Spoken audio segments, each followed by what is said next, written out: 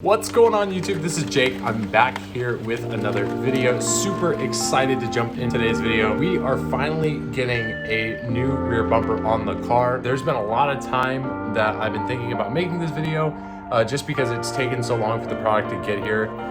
Alrighty bros, it is here. It is finally here. This is the new replacement, a more aggressive M-style rear bumper or Mtech rear bumper for the E92. I ordered this back in January and it has taken since then till now to get here. Today is June.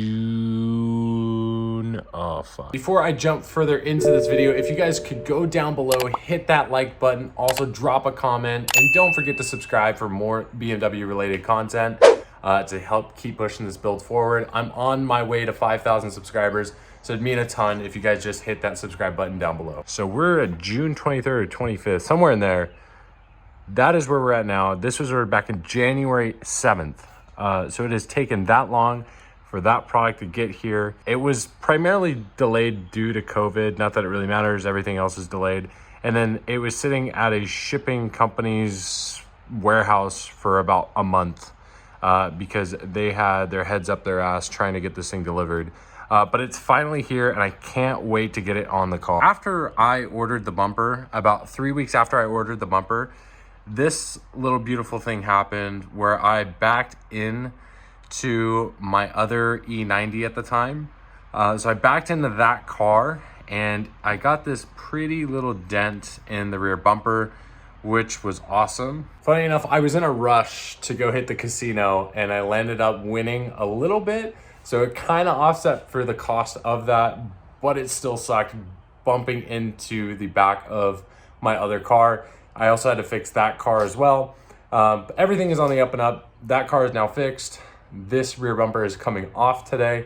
And I can't wait to show you guys in this video how to get this replaced. So this is gonna be a how-to / update on the build with the new rear bumper installed.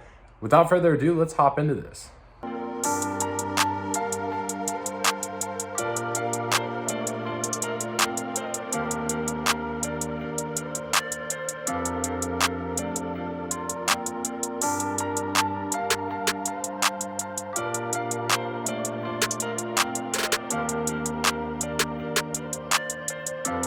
Before continuing any further, I went ahead, laid the cardboard down. I'm gonna go ahead and work on removing the rear bumper first before taking that completely out of its packaging, just because I don't want to ruin anything, scratch anything like that.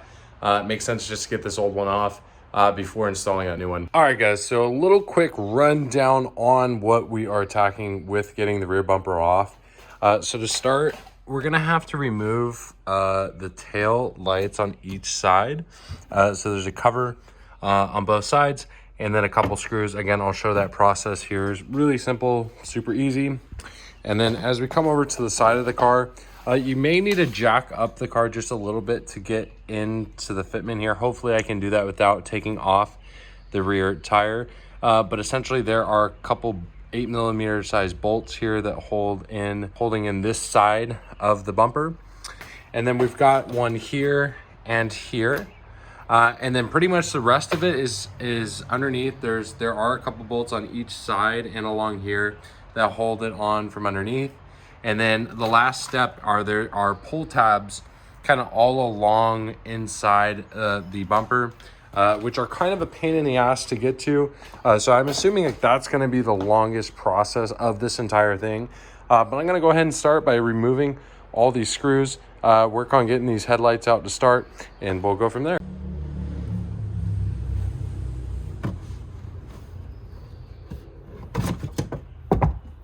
And if yours doesn't look like this is because I am doing an LCI retrofit because I am a pre-LCI. So that's why I've got all these extra cables and crap. There's another video with the install on these videos, on this. But this is gonna be, that's why basically I have all these extra cables.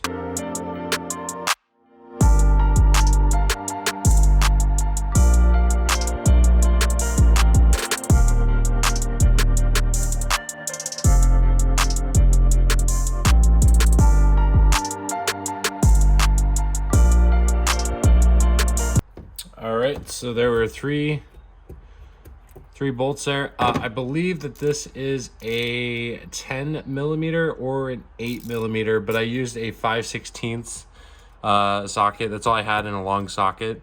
So that's what I used on these guys. And then this should be able to pop right out. Like so.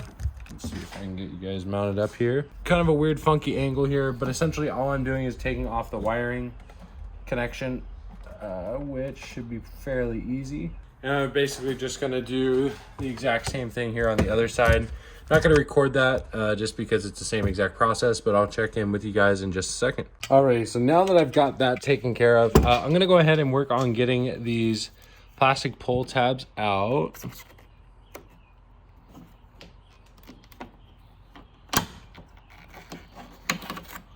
There is one. Perfect. And 2. Boom. Alrighty. And then it looks like I've got a Torx bit on each side. So I'm going to grab the correct Torx bit and get those out. And these are T25s.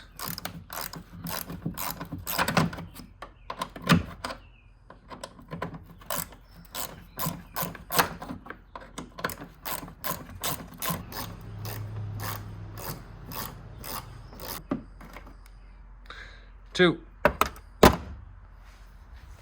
So here we are underneath the car. So we've got quite a few bolts holding in the back here. So we've got 1, 2, 3, 4. And then we've got one here, one here, one here. Boom. Boom, boom. And then same exact on the other side. So quite a few. And then I think there might be 1 or 2 kind of closer to the wheel. So I'm gonna go ahead and get all of these removed here. I think I'll set you guys up with a time lapse and just look at that VRSF exhaust looking all pretty. But nonetheless, I'm gonna go ahead and set you guys on a tripod and get working on these. And the other thing here is I've got my handy dandy wrench, so that is gonna make time a little bit quicker for me. But it is an 8 millimeter socket.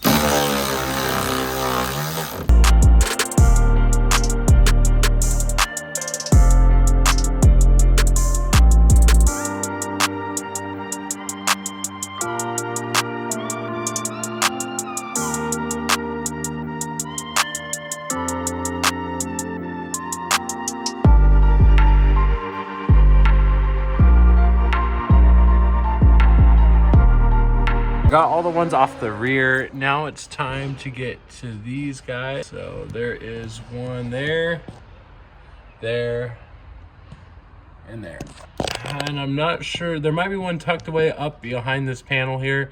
I'm gonna go ahead and remove these first and see what's up. Just for reference, I was talking about the rear wheel well on both sides. I'm gonna go ahead and jack it up just a smidge, just because it's gonna give me a little bit more room, especially working with that. And I'm on 19, so it's even a bigger fitment. But I'm gonna go ahead and jack up the rear just a little bit just to get a better fitment in there.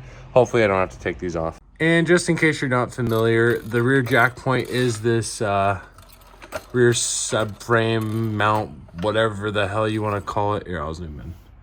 Right here, that black piece. You can also use the rear diff too. I've used that a lot in the past, but I got corrected a while ago to use this mount here, so I'm just gonna go ahead and use that. There, where I'm jacking up now. Alrighty, and check out the fitment. Yeah, all jokes aside, behold, there is one tucked away underneath the liner, so I'm gonna go ahead and remove that. It's gonna be the same on both sides, so again, it's 3 and then 1. I'm not gonna show you guys the rest of the process. I'm just gonna get these done and knocked out and then show you what's next. Now that we've got all the screws out, the next step is essentially, there's a bunch of these style clips here, all along, kind of tucked in here. I believe there's 4 to 5 clips on each side. And I don't really know the extent of how tough it's going to be to get them out. I'm a little worried about them just because they just seem like a pain. But essentially you want to pull this kind of outwards so that you can push this in and out, if that makes any sense to you guys. But essentially like this is kind of what you're working on.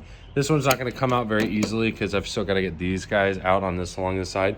But I'm going to set you guys up on a tripod again and see if I've got any tips and pointers for you guys. It's just one of those processes that you might break a couple of these edges in here.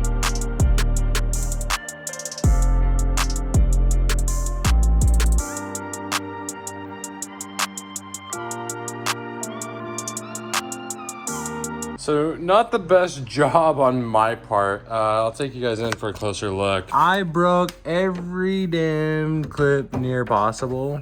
Again, I'm not particularly worried about it because it's already effed up and I don't imagine reselling this. So it's just gonna go in the trash either way. But as you can see, these clips are kind of a pain in the ass. I think my issue in this particular case is that I didn't have a small enough pry tool. But you're not necessarily breaking anything other than these plastic clips. Like you're not gonna break them on the inside, which again is perfectly fair game for this job. The next kind of battle is this guy here. I figured it out and I didn't land up breaking it this time, which is great. But essentially these slide in and it's this kind of setup. So there's a piece that kind of slides up to kind of help retain that. So all I did was I got my fingers behind here and pulled down on the little tab. I know it's kind of hard to see, but my finger's on this tab. Push that down and I pulled this out with the other finger. So I went boom and then boom. And then that one was kind of tight, so I kind of held that for a second. And I did the same on this one and it just slid right out. So I'm gonna go ahead and do that right now on this guy. And I don't know who this cat is, but he keeps showing up at my house every night, just vibing. So there's that.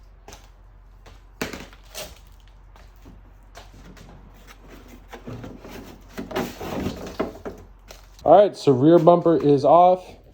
And I kind of like this, honestly. I think I'm just going to stick with it just like, but yeah. So I'm going to go ahead and work on getting the new one installed. The only exception to this is if you had the rear parking sensors in the back, there would be like little sensors around this and you would just disconnect those. Obviously, I don't have that, so I'm not doing that, but just keep that in mind.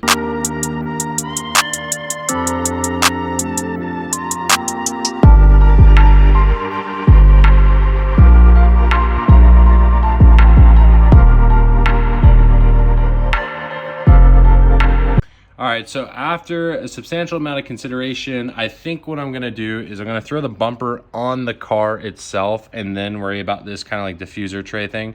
It looks like it just snaps right on, so it should be really simple and easy to get on there once I get it on the car, but it's kind of hard to handle the kind of like the curvature and the floppiness of the rear bumper as it's not kind of like still. So again, working on getting this done. And then I will focus on getting that guy on. So we'll go ahead and do that now.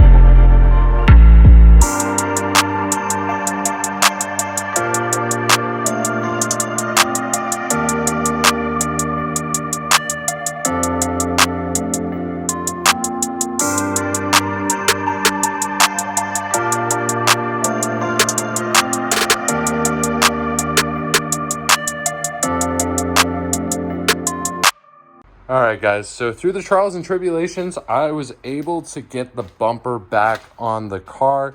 Fitment is pretty good for the most part.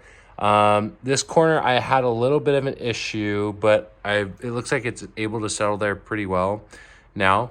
The last step with getting this all back and put together is I have to get this trim piece on. So what I'm gonna do, because it does require a 3M adhesive. I'm gonna go ahead and just use a little isopropyl just to clean the dust off this, remove all these tabs, and then essentially just stick it right on. It should just bolt right up there perfectly. But yeah, let me go ahead and get that started.